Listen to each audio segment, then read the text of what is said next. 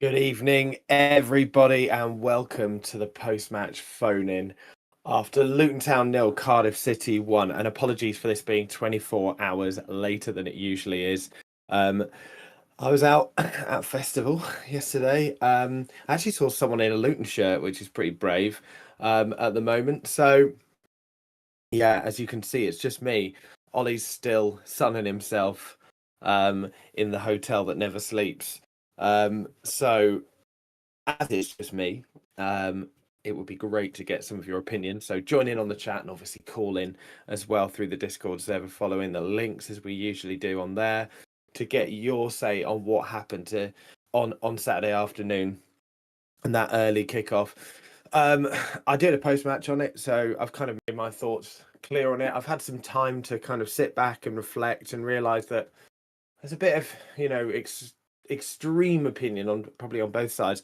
There are people out there who say that it was an excellent performance. I just sorry I don't buy it. I think we did create more chances. There were better bits, and we should, by all rights, have taken some of those. That's either down to poor finishing or good keeping from their end. So I buy that side of it. But for me, I don't think the performance warrants being called great, particularly when we let someone of Ruben Colwell's ability run the show from midfield, from number 10. It's not as if we haven't played against him before. In fact, this is the first time really I thought he dominated the game. He was quite good last time they came down to Kenilworth Road the last time. But I really felt like he properly dominated. We let Chris Willock find his form, which is very charitable of us after 2 years. And realistically, despite the fact that we probably had most of the better of the chances, that one-on-one with Colwell, you could argue as well. I think we let them in far too many times, far too open at the back, and for a team that's playing 5 defenders, poor. Other things I do agree with, Walsh not being taken off before he did. There's kind of not trying to kill the lad's confidence, but there's also trying not to lose the game, and it was clear from 5 minutes in that he just was determined to give the ball away at any given opportunity. Maybe it's just me, and you can correct me on this, but I've not been overly sold on Naismith for the last couple of games, and I put it down to him playing next to Mark McGuinness, who's back in the team for the first time, so kind of accept that side of it a little bit. But I'm not sold on it, So, what do we want to talk about tonight? Well, obviously, your views on the performance. Am I being too harsh? We did come up against a very good Cardiff team, and if there anyone in the chat or anyone listening back on this from a Cardiff persuasion, they absolutely deserve credit for taking the game to us and did fantastically well. So am I being too harsh? Were we just playing a better side? Do we still need things to gel, or are we still no closer to seeing a system and a team that works and can get us consistent results in this league? We're a week away from the transfer, just under a week away from the transfer deadline as well. Still no movement going out, which for me is almost as big a worry as no movement coming in. What do we need to do there? There's been a few rumours doing the rounds. We've been, according to Peter, we've been rumoured to be linked with Armando Dobra, so you can feel free to have his say on that. He's a winger, great, a winger for a 5-3-2. Maybe that's another reason to get 4-3-3 or a 4-2-3-1 on the pitch. Obviously, talk about system. Al Hamadi's been doing the rounds as well. I still don't see him coming to us personally. Is that the answer? Do we need wingers? Do we surely need some fullbacks? Maybe a creative midfielder in there as well. And obviously the change of system. Do we think that it works? Is it as simple as just getting to a back 4? That's something else that's worth mentioning as well, because while I pretty much agree wholeheartedly with 99%, everybody apart from Matt Bloomfield's view pretty much that we should be playing a back 4, at least recruited for a back 4 better as well. Is it simply just let's stick a back 4 on the pitch and it will be better by default, or are there some other things that need changing in there as well? So I would like to I'd like to hear your opinions on it because sometimes over the last two games, this game and the Wigan game, I've had really kind of solid views that I thought would be kind of shared by the majority, and I've stupidly gone online to see how other people thought about the game, really. Um, and yeah, wild spectrums of them. So it'd be really interesting to hear what people have got to say. So just while we're waiting for people to call in, and like I said, do call in because otherwise you're going to be listening to just me. It's bad enough when it's me and Ollie, but it's just me this time ranting. I can't promise I'll do that for an hour. We'll have a look at some of the comments. Bryn, performance was not awful. But as we all know, we can't score. Yeah. We need a left back and a right back. We are stuck between two systems. Yeah, I said this in my post match. I completely agree. This is the issue with us playing five at the back isn't just us playing five at the back. Look, Bradford played five at the back, three at the back, whatever you want to call it, and did it really well. But we're stuck between attack and defence. And it, on that right hand side, particularly against Cardiff, you've got no attacking impetus whatsoever, with Longwick there. So it just offers nothing, and that means Cardiff know that actually the only attacking threat we've got is down our left with Ali, and as long as they can double up on there, they can afford to take players away from our right hand side because look, Longwick's not gonna bomb forward, is he? So it's all too predictable and it's all too easy for teams to defend against this overload that Bloomfield wants to play. So yeah, absolutely, left back and right back have to be priorities.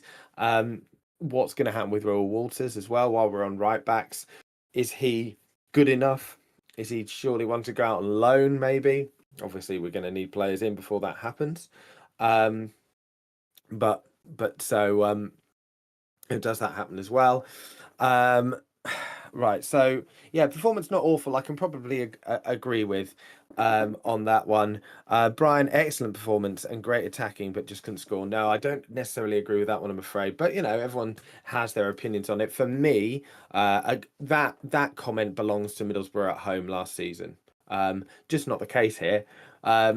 Yes, when we went forward, we'd look good, but we let them dominate the game. We let them dictate, and we'd stood off them as if we were the away team. Yeah, and so you know that for me is problematic. And so we let them dominate the game. They had opportunities in that first half to put the ball in the back of the net. We let them get in far too often. If it wasn't for like last ditch tackles or clearances off the line, they would have done. So yeah, Borough at home, I would say, is the kind of benchmark for not taking your chances while completely dominant. I'm not saying that we shouldn't have scored in this game too. But yeah, again, everyone's entitled to their opinion. If you've got some opinions and you want to come into the green room, then do so. There are a couple of people that joined really briefly and went before I could drag you in. So join on the green room, call in. You'll be in this sort of no man's land. You won't be able to hear anything, but I'll drag you in as soon as I've seen you there so that we can get your opinions on the game. It would be great to hear your views on that. Right, okay, so while I'm still waiting, and I'll keep that up for people, there's some really interesting mixtures of opinion. Phil, need to get rid of some players quick. 100%, don't we? Just, I mean, that hasn't helped. Bloomfield himself has said, hasn't he, in his post matches and rematch, that essentially, if we're going to get players in, we need to shift players out. He's been talking about players with loads of interest in them. I'd be surprised, but we need, don't we, that changeover, players out just as much as we need players in. Okay, talking about callers before I rant on any more. Mark the Hatter is waiting, so I'm going to drag him in and see what he thinks. Okay, Brocky, evening. Thank you so much for joining and being the first person to call in. Oh, sorry, can you hear me, Mark? Yeah, I've got you. You're there. You were in briefly. I didn't have time to drag you in. So, yeah. So, Brocky, I was just saying. I don't know whether you heard me or not, but I was just saying that I found the last two games really hard to gauge my opinion with other people. Usually, I've got some nice confirmation bias, but it's not been happening so much. There's some absolutely kind of spectrum views on the Cardiff game that were amazing and just couldn't put the ball in the back of the net for. To Bloomfield's terrible and needs to leave, and it was one of the worst performances ever. Where do you sit on Saturday's game? Probably somewhere in the middle. Yeah, it's a really. I'm not sure I've seen the fan base split as kind of wildly as we have been post the Cardiff game. Like, as you say, some people generally standing their ground saying we played really decent football, others saying that Bloomfield needs to be sacked and Gary Sweet's controlling the team and whatever they're putting in the tea at half time. But for me, I'm trying now not to. Well, I say this. I obviously did have a hyper reactionary response and was quite upset after the game. I'm trying not to get, in the words of John Steele, too high or too low after individual games, because I was just thinking before I called in there, is it fair of us to have this expectation that we have of Matt Bloomfield to be able to turn around what has been realistically an absolute shit show of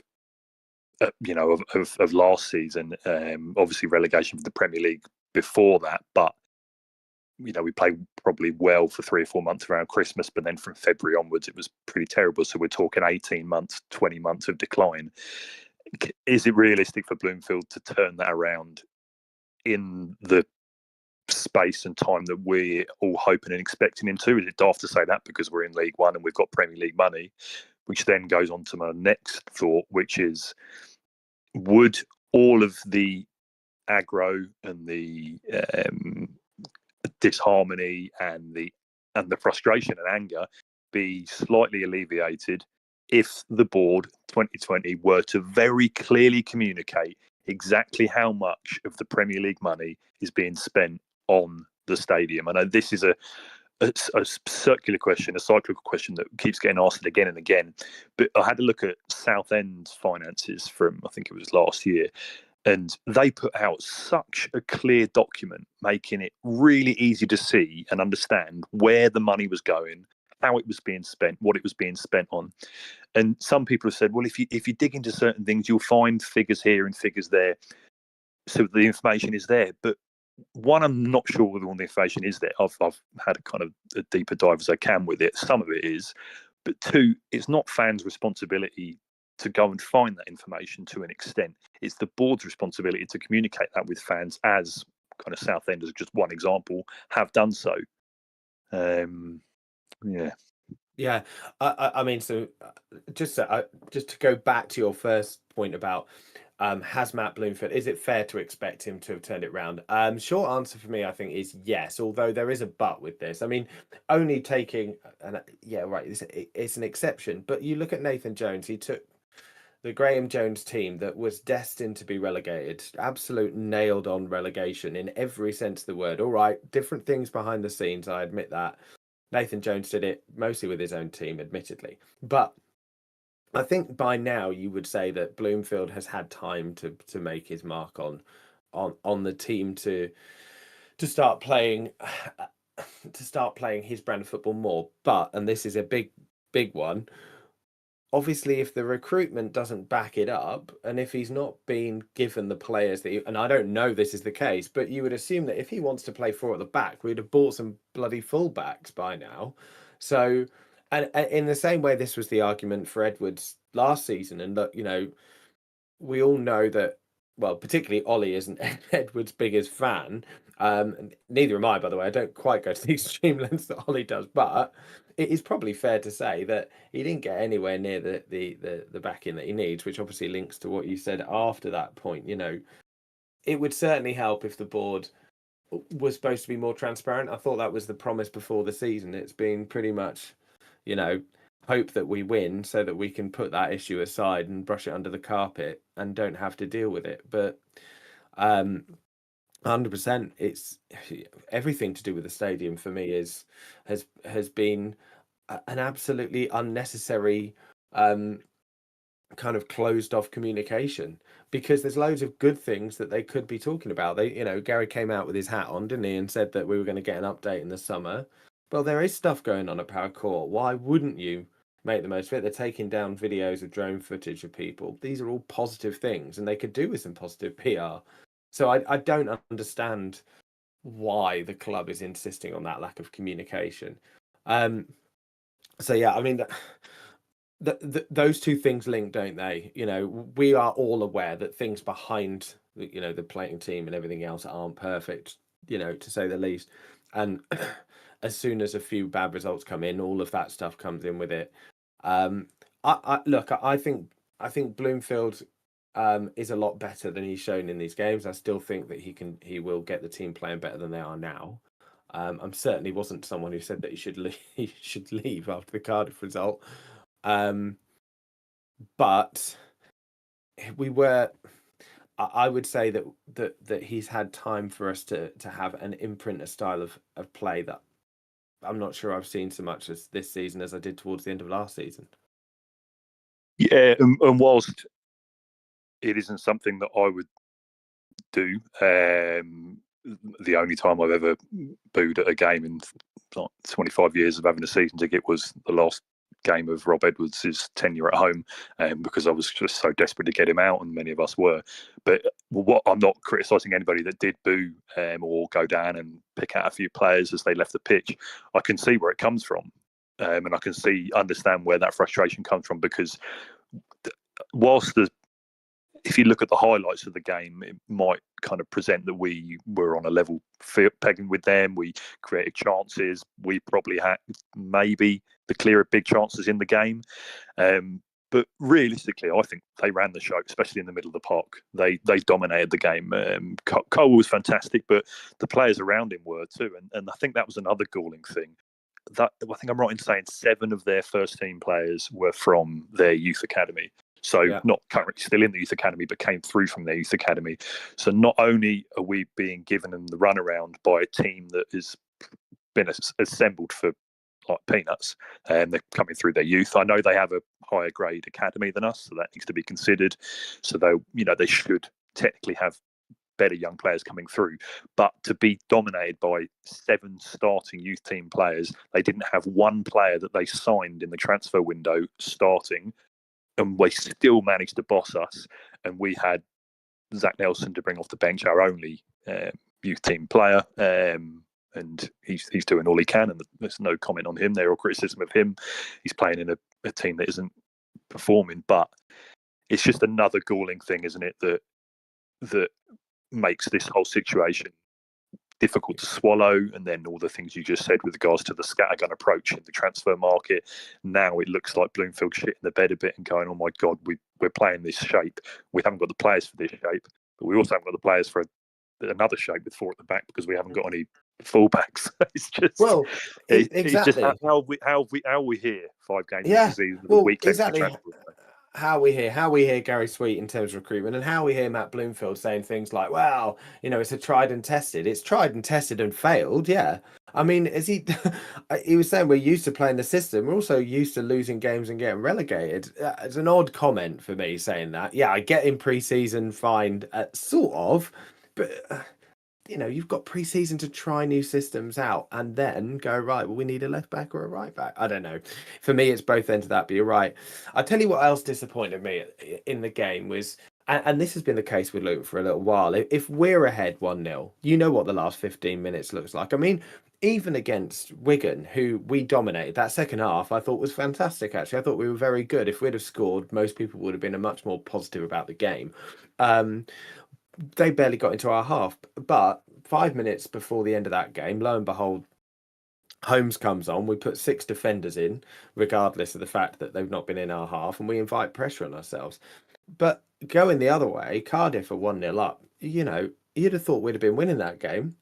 I don't think we even got into their half, did we? Didn't create anything at all. And then, of course, he brings Bramall on for Nordas as well. So it's there's definitely some fair frustration there, but that sort of last 15 minutes, we're talking about fight a lot of games. It was mentioned against Bradford, and you can say we ground out the win against Wigan, and I was mostly positive about that, and I haven't changed my mind on it. But it's still concerning for me that lack of desire to go and grab a goal. You're at home, you are only 1-0 down against, as you said, a team full of academy graduates. A lot of them likely will be tiring at this point as well.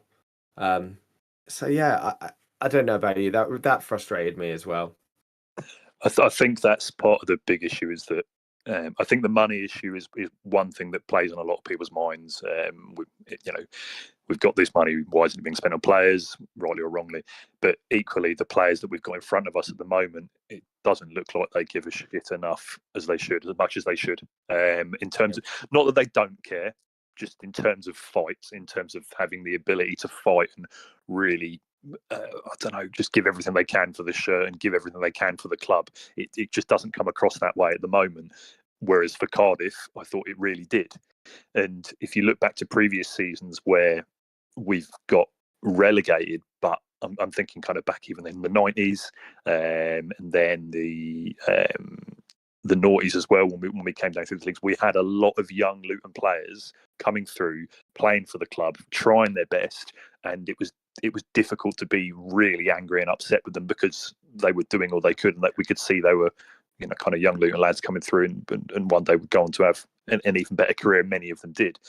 Whereas at the moment, we seem to have brought in so many, I don't know what the term is, not journeymen, but I could dig out individual players. I'm sure we can all name ones. I won't do that. I understand but what you're saying.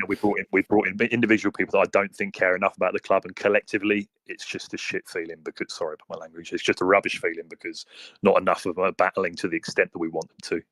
Yeah, and bringing in players like Saville and Naismith should at least be the thinking behind that, right? Not just their experience in the leagues, but they're both players that would fight. I thought, by the way, Saville had a decent game, but still, couldn't stop them getting past and running the midfield. But yeah, he's a good player. He's definitely a good player.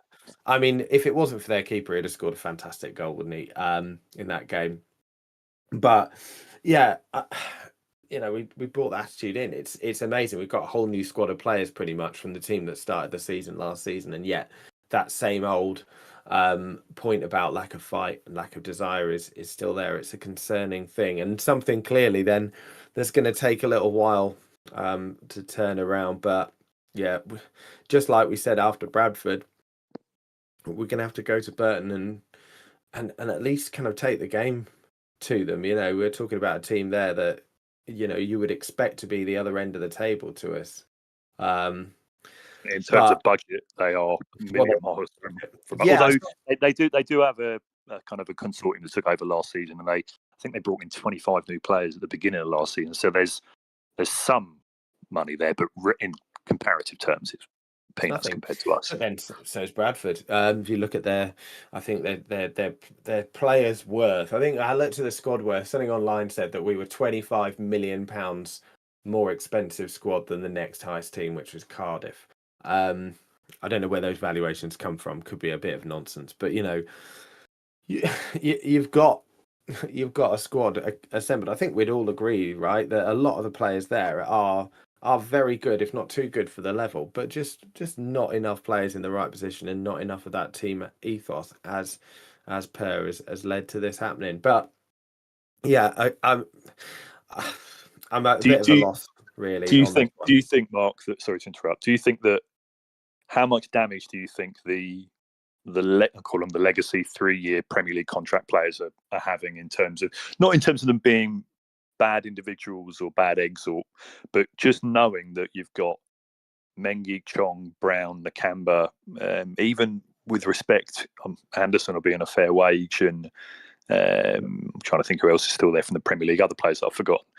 Having those players still around, I wonder what that does to kind of the group harmony and the group cohesion with regards to knowing they earn so much more than everybody else in the squad. That's not unnatural that players do get more, but it'll be disproportionate. We're talking for sure. And all those players you mentioned aren't playing. They're getting that salary for being not even on the bench, not even in the squad, not even in Luton, probably. So completely. That's what I mean. It's a really difficult job for Bloomfield because sure. Could we say that he's failed because he hasn't shipped those or moved those out? Well, one, I don't think that's probably his responsibility. That's the board that have those interactions and those transactions with other clubs. But who wants to take them because they're on such a packet? Woodrow's another one in terms of wage, but they'll all be on such a packet that we clearly can't shift them. And I think it is a bit of a malignant thing within the club that these players on huge money, quite a large number of them, 6 or 7 or 8, and we can't shift them.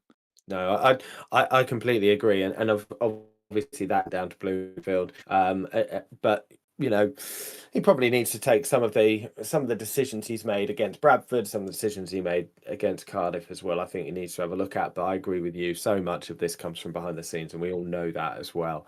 Thanks so much for calling in, Brocky. Really appreciate it. I've got a couple of callers, so I'll bring those in afterwards. But I really appreciate your thoughts and. Fingers crossed for a better result next Saturday. Yeah, cheers, Mark. Cheers, bud. Cheers. Take care. Brilliant. Okay, so I'll bring Simon in just a second. I want to catch up with some of the comments that are said. Yeah, DMC concerning that the two high quality teams we played has resulted in 0 points. Yeah, we've been here before, haven't we? Really, first times we've been tested. We talked about it before Bradford and again against Cardiff, and arguably got outplayed in both of those games.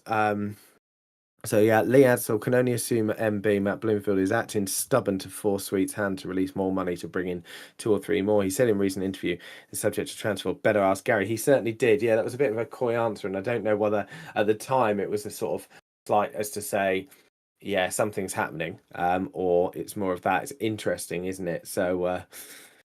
Yeah, we all know how that's likely to end, though, if he starts having a word about Gary Sweet. But yeah, that could well be the case. Absolutely, I still think he takes some responsibility during the games as well. But absolutely right. Yeah, Bryn. Yeah, mentioned a couple of times. What's he said? Recruitment has been your biggest problem. There hasn't been looked like we have a clear direction. Yeah, 100%. Well, lack of clear direction is a massive problem throughout, and that's a fairly apt point there too.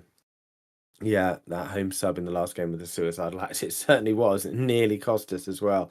So yeah, I completely agree. In terms of that, everything's a bit scattergun. Their approach, the way they play on the pitch, and the recruitment as well. Right, okay, let's get Simon in. Hashtag in Luton Town we trust. Hi, Si. How are you doing? I've seen some of your comments online being more of the positive end of the spectrum. So be interesting to hear how you felt about it. How are you?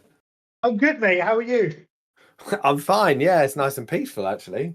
It's quite, isn't it? And no horrendous analogies. So I Yeah. haven't had to listen to that, so that's been quite nice. Right, so come on then. You were more positive than probably I was after watching that. I'm not to say I was right on the other end of the spectrum. I'll probably sit somewhere in between. How did you see Saturday then, and what were what were your kind of takeaways from it? Right. So first thing, I don't even think that I'm necessarily being that positive.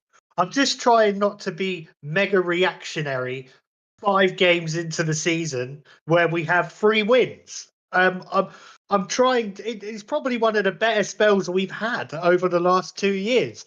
So I just like to enjoy the wins where I can. Cardiff are going to be one of the toughest teams we play all season. Oh, am I disappointed that we lost? Of course, I'm always disappointed when we lose football matches. But is this how it's going to be after every game this season? If we don't get 3 points, it's going to just be Yes. complete meltdown. Is that how we are now? Yeah.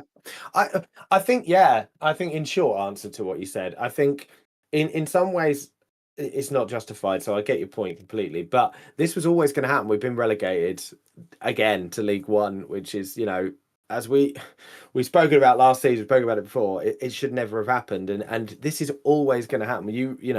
We were there at the conference days in that first season, and for worse, I would have said for better or worse, but it's for worse the treatment that Mick Harford got against Stevenage, I think it was.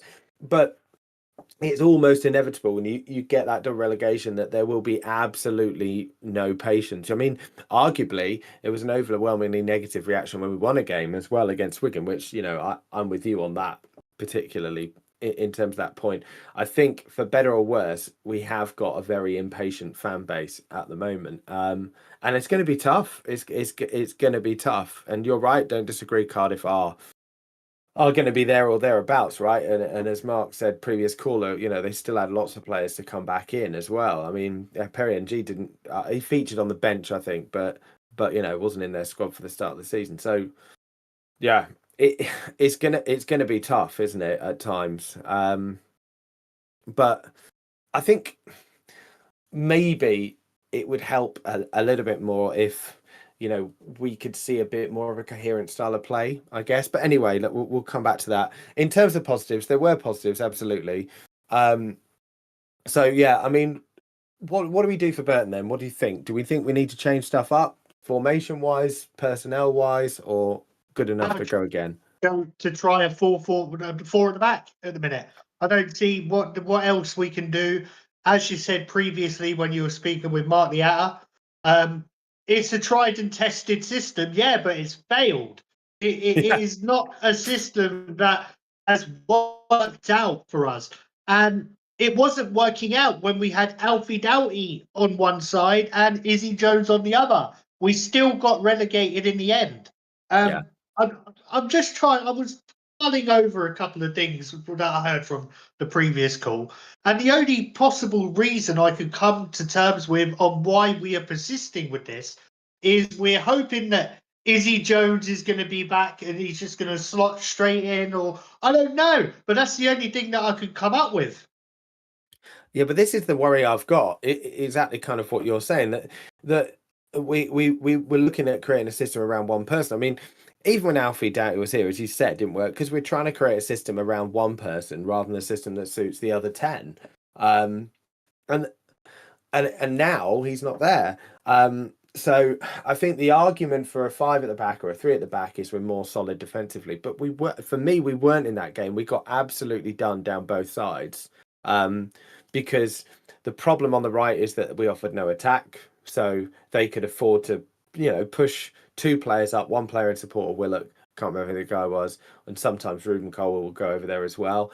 And then on the other side, then they can double up on Ali and then spring us on the break, and they did. You know, Ashford got down that side a couple of times as well. So having 5 at the back is not helping us, arguably, defensively either.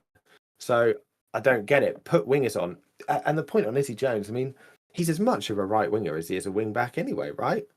Yeah, I'm it's quite odd. happy to see him as a winger. Me too, but it's all over the place at the minute. I get why people are annoyed. It's legacy stuff dragging over from the previous seasons. People going, where's the money? Where's the money? Well, the money's in the stadium. Let's be real. They should be direct about it. They should say, look, guys, we run at a loss while we're not in the championship. All the other money is earmarked for the stadium. If they come out and said that, I'm sure people would be a lot more understanding. But I was speaking to Kieran Maguire a while ago, and he just put it straight to me. He said, the owners at Luton Town Football Club do not like other people and teams knowing what we are doing. For better or worse, that's how they react and behave. Yeah, and it's for worse, isn't it, when it's your own fan base? I mean, it's all very well when it comes to sticking transfers under the radar, but you know, we're not talking about that. We're talking about honesty about the stadium, honesty about, you know, the money that's gone in. And fine, look, I get what you're saying. I don't know whether people would accept that, you know, all the money on the stadium, because, you know, there has to be a bit of speculate to accumulate here, right? If we just put all the money in the stadium and don't invest in the squad in the areas we need it, we ain't getting promoted. And if we don't get promoted, we're going to lose money hand over fist over the next few years, aren't we? So, you know, even purely financially speaking, if we end up in League One for the next 2 or 3 seasons, right? Well, financially, that's as much of a disaster as spending, you know, however much you want in the last week of the transfer I'm window. waiting for the statement to come out about how treacherous all these agents are and how there's premiums on business for Luton Town all over again. I'm waiting for something like that to come out. It's quite obvious we still need a couple more options through the door. We have to. We lack so much creativity. It is a problem. So much for a problem. Yeah, and it's so not just your fullbacks. I mean, we need what, 3 players through? Would you say? At least. At least, yeah, but realistically, I don't see us getting more than that now. But yeah, 3 players through the door and about 100 leaving as well. I lost count. I was counting them the other day in terms of how many that we think we should go, whether they will or not. But you know, we said this last season, right? There's going to be a premium on Luton just as much now as there was last season. We're still on parachute payments. You know, we've got a lot of money. People are No going to lessons want more learned. money. No. Well, I mean, it's been a better transfer window than last season. It's fair to say it was a I low think bar. Sable's great. I love Sable. Excellent signing. Listen, the players we've brought in, I think I've been happy with all of them, right? All of the players that we've brought in, I including do the think lad it's from going to Exeter, click. we've not seen. But the problem for me isn't just that. It's like, okay, the players we brought in are good, but I can't see where they all fit in. You've We've got got a so million many central centre backs. defenders. It's a joke. Yeah, exactly. You've got a million defensive-minded midfielders. That, you know, so we brought in good players, but we don't seem to have bought a cohesive lot of players for a system. And then so we just want to panic buy. I swear to God, it's just the Luton way of doing things, regardless, that we're now left with a situation where, despite having signed good players, and a lot of them, we're still all saying we're at least 3 players short. We signed 10 players, right? We've had Yeah, it's 10 players through crazy. the door. So we need now, I think we could have signed 10 players total and had a very good transfer window if we'd have just signed for the right positions. But Yeah, you know, I do agree. we don't need 13. We need to get rid of a lot, but you know, we don't need 13. But for me, it's a concern that, you know, there's very little come out as to whether we're likely to get players gone or through the door as well. Bloomfield's been very cagey about this as well, hasn't he? And sort of talked Yeah. about, well, we might get someone if we find the right person. I love that one. That's a Nathan Jones one. That one. That means Oh, yeah. no. He's media trained, you can tell. Yeah. Yeah. Well, yeah, but I do think that some of the things that he said about the formation, I don't know, you can take this either way, I guess.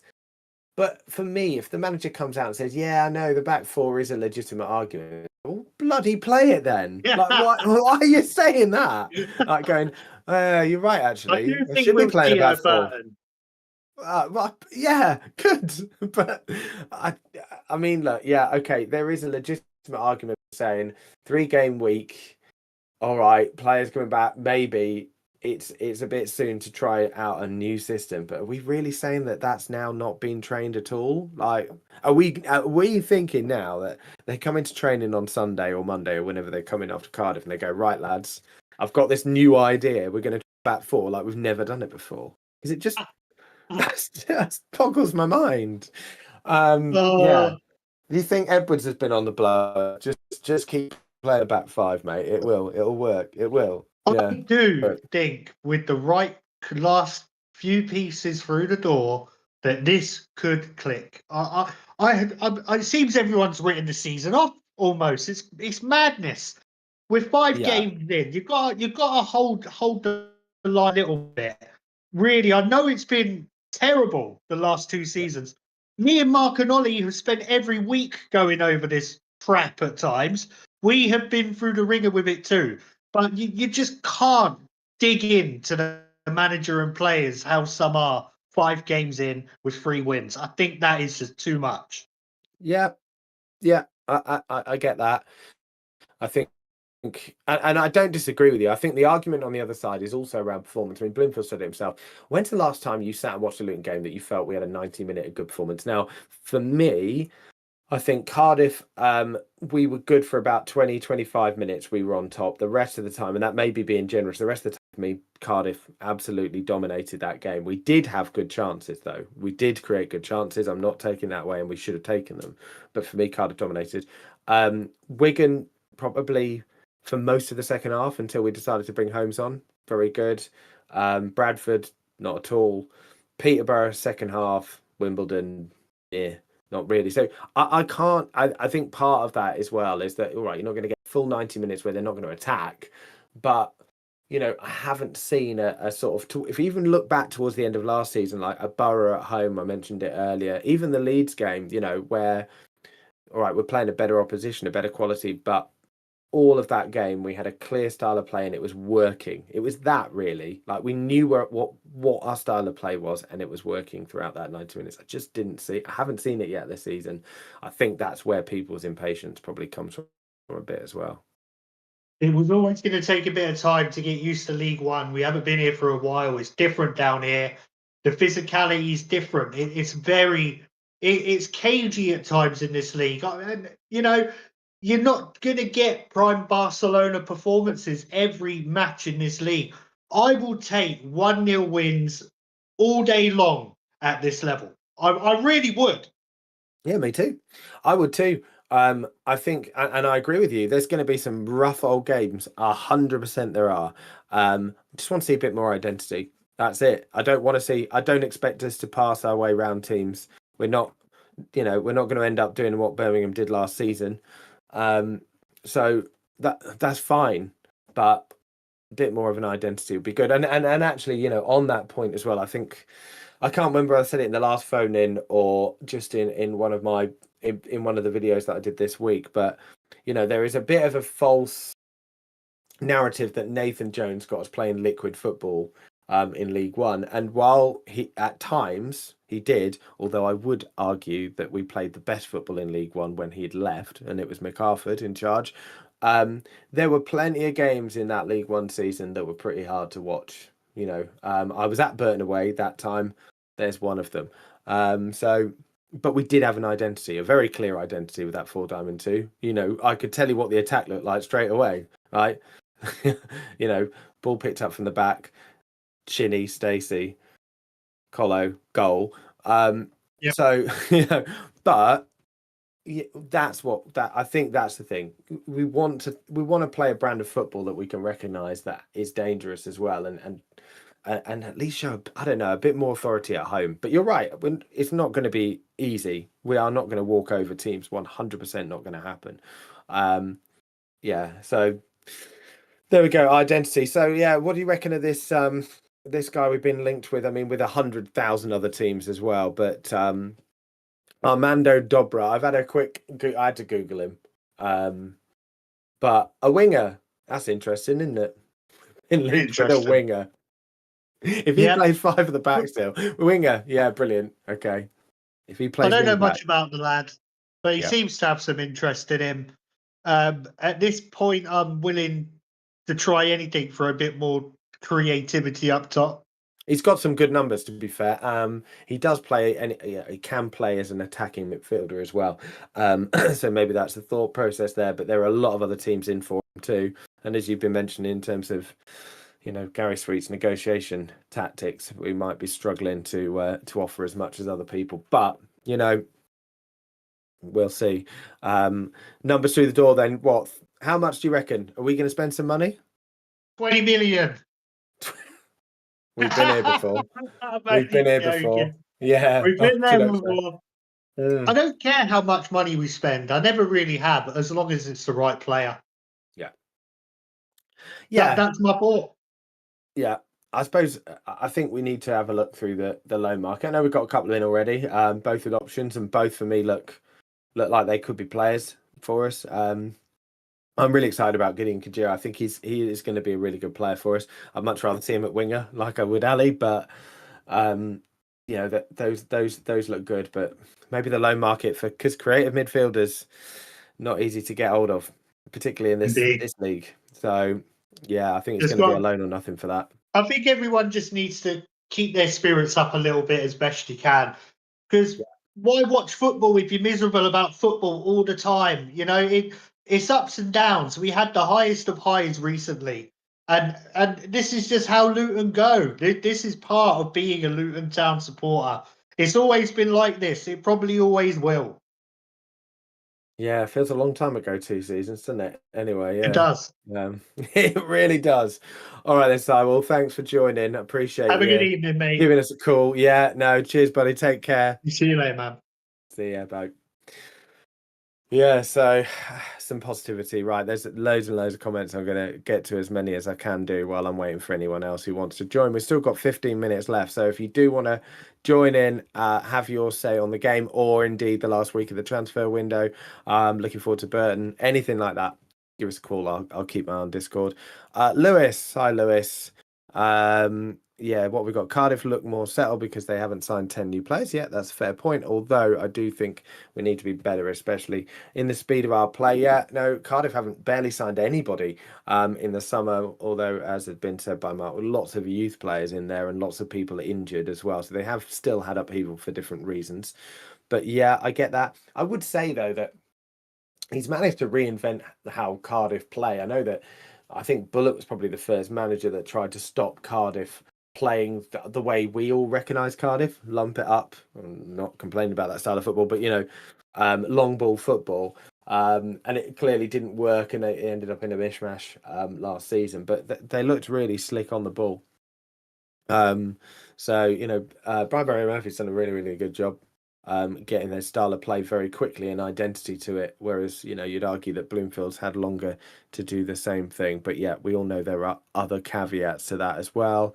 So Lee Ansell, I think the impatience is warranted. We've been lucky with 2 of those wins, and the performances have been dreadful. Not to mention the lack of identity, tactics, square pegs, etc. I mean, there's definitely some bits of that. I agree with that.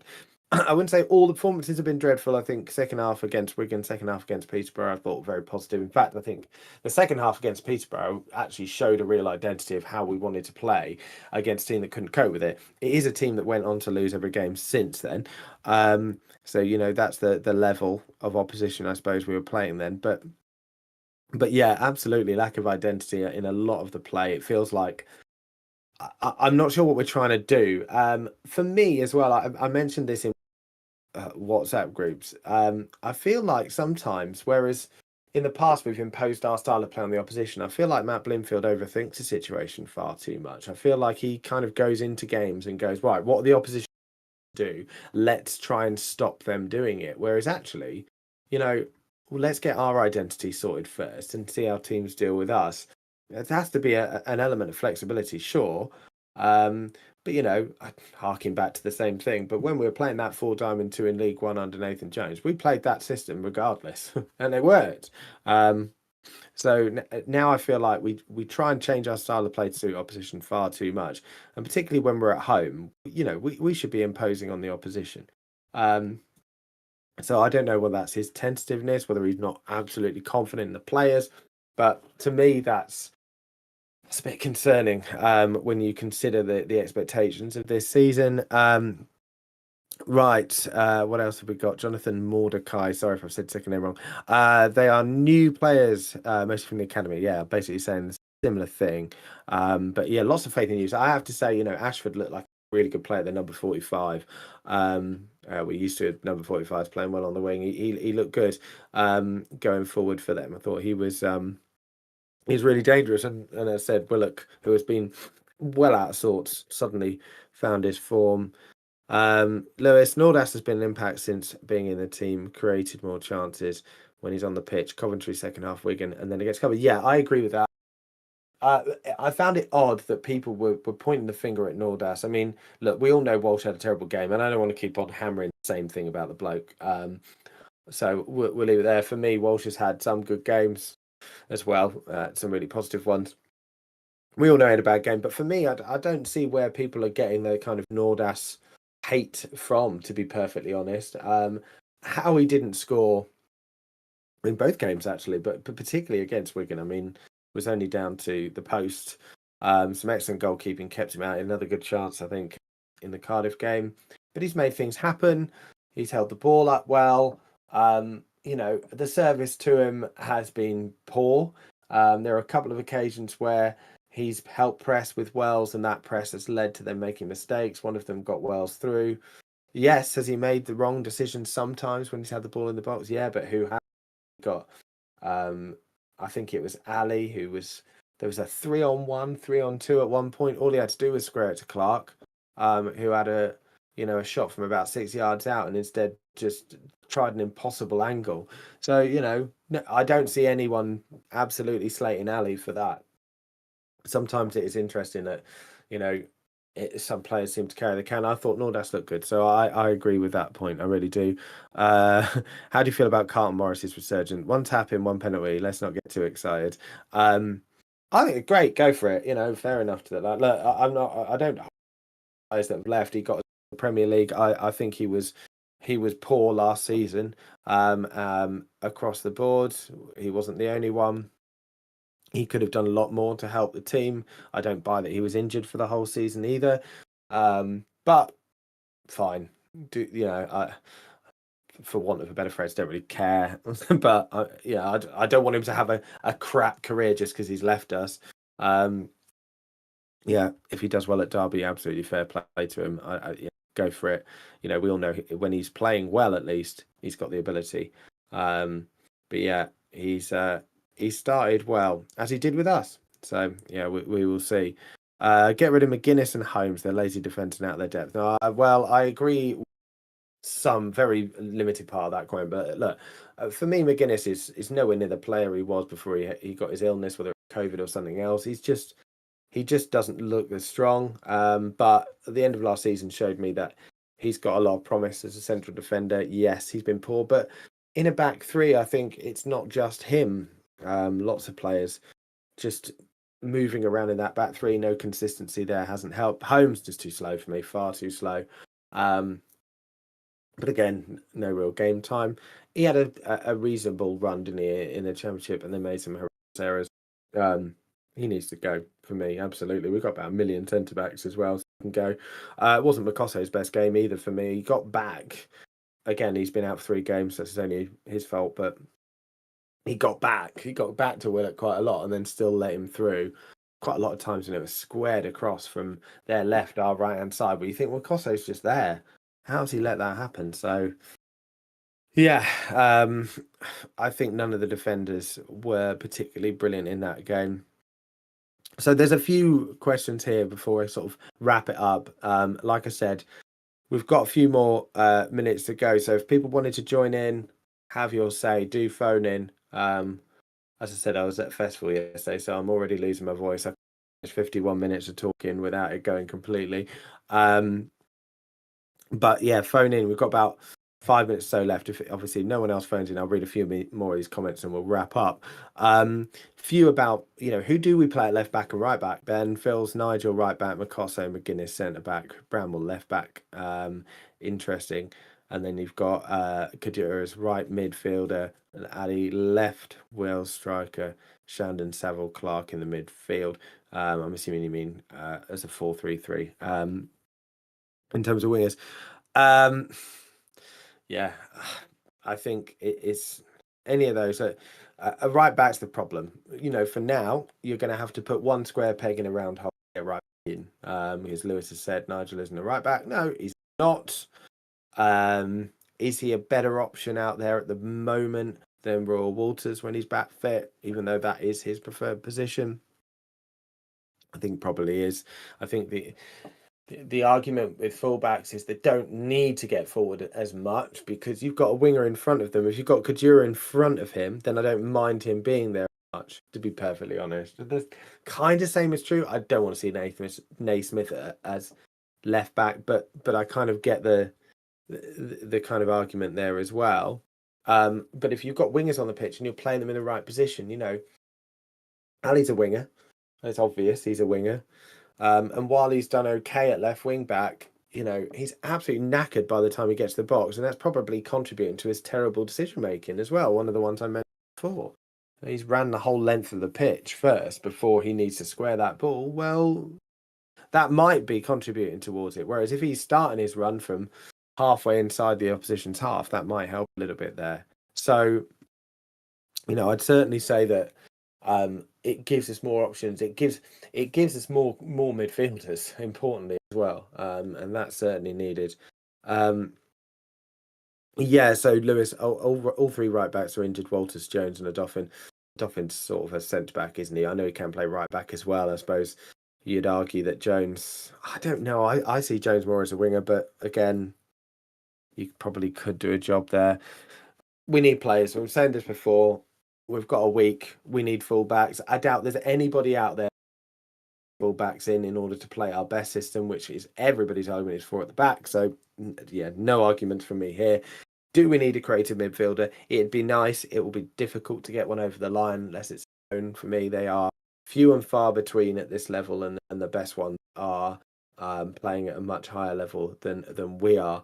Hence the Asgard situation. And I hope that the strikers that we've got can start to find the back of the net, because we cannot afford to have another Elijah Adebayo type season where we get given chances on a plate and we don't take them. So, Yeah, for me, all of those things have to happen by the 1st of September. Right, last bit on comments, and then I think we'll wrap up slightly early. But we did all right, all things considered. So yeah, Jonathan. Yeah, so that Prem window, you'd look like you were building a championship super team. I remember that phrase. Yeah, that came back to bite us. But losing so much in the Prem killed confidence. Yeah, well, it certainly did. And mentality. I mean, I think certain things killed confidence. Some of them was down to Rob Edwards, some of them wasn't. So Tom Lockyer is a big factor and shouldn't be underestimated. Definitely, that basically for me did had a massive impact. And then consequently, the list of injuries and that Bournemouth game in particular, away from home, the rematch of it really did start the slide. But there's plenty of time to arrest that. There's been plenty of time to see that come in and do what every other, all of those big changes then rather than now. But it's happened, and we're going to move on. We've still got a good spine of a team, but we do need to start seeing some identity soon. So on to Burton away. If you haven't seen it already, match reaction will be in the comments once we recorded this, and put it out there. And Luton show should be on Wednesday night, live stream as it was last week. And then Ollie will be back for his post-match reaction for Burton on Saturday. So thank you so much, everyone, for joining me and helping this evening go smoothly. So I wasn't just completely ranting on my own and commenting in there as well. Like and subscribe to the channel if you don't already. But yeah, appreciate all of you there. Fingers crossed for Burton. We need to start seeing a result. And hopefully we can start seeing a bit of an identity and us put the ball in the back of the net as well. Okay, everybody. Appreciate you. Thank you so much. I think we'll wrap it up there.